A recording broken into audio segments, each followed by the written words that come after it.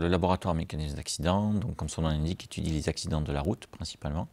Et donc pour cela, nous avons une approche multidisciplinaire avec des psychologues et des sociologues qui vont étudier l'erreur humaine, la composante humaine, des ingénieurs qui vont plutôt étudier la composante véhicule, et puis des spécialistes de l'aménagement, de l'urbanisme qui vont étudier plutôt l'infrastructure, donc les routes. Parmi tous les sujets qui concernent la sécurité routière, l'un des sujets sur lesquels nous avons le plus travaillé ces 10 dernières années, c'est le deux roues motorisé parce qu'il représente un enjeu important en sécurité routière. Le deux roues motorisé représente seulement 2% du trafic, donc un véhicule qu'on a assez peu l'occasion de voir sur les routes. Par contre, derrière, en termes de blessés, on est à plus de 33% de blessés graves et 22% des tués. Ce qui fait qu'à l'arrivée, on a 20 à 30 fois plus de risques d'être tué ou blessé en deux roues motorisé par rapport à la voiture.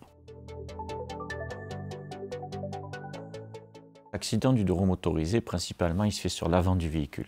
Dans plus de 80% des cas, le choc se fait sur l'avant de la moto, face à notamment un autre véhicule. Dans quasiment 50% des cas, c'est avec une voiture. Et dans la manœuvre que l'on peut observer, qui est parmi les plus récurrentes, c'est une manœuvre de tourne à gauche de la voiture. Lors de cette configuration, en fait, on observe un gros problème de détectabilité du deux roues motorisé chez le 4 roues. Et un problème chez le deux roues motorisé d'anticiper la manœuvre de la voiture et puis de réaliser un freinage en cas de situation d'urgence.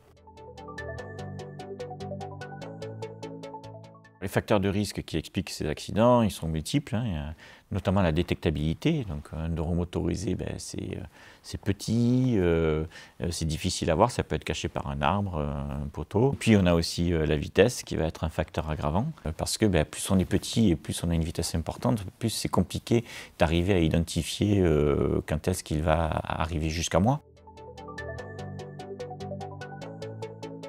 La protection du deux roues motorisé, elle est quelque part limitée. On s'aperçoit que les lésions les plus graves se situent au niveau de la tête et au niveau du tronc, donc thorax et abdomen. Même s'il y a quand même toute une offre de systèmes, si on prend la tête, on a le casque. Hein. Si on prend le segment corporel du cou, on va avoir des colliers cervicaux. Si on prend tout ce qui est vestimentaire, blouson, pantalon, bottes et gants qui sont obligatoires, on va vous permettre de protéger des petites lésions d'arme-abrasion, petites fractures, mais on ne va pas protéger lors des gros impacts. Et dernièrement, donc un nouveau système de protection est arrivé, c'est le gilet airbag, qui a montré qu'on pouvait protéger justement jusqu'à des vitesses assez importantes, à la fois le thorax et l'abdomen. Parmi les améliorations que l'on peut proposer pour réduire l'accidentalité des usagers de moto motorisés, la première sur laquelle on peut se pencher, c'est de réduire l'erreur humaine. Et donc pour cela, l'idée c'est de changer les comportements de manière à permettre une meilleure détectabilité du deux roues motorisé par rapport aux autres véhicules. Pratiquer aussi des vitesses appropriées aux situations.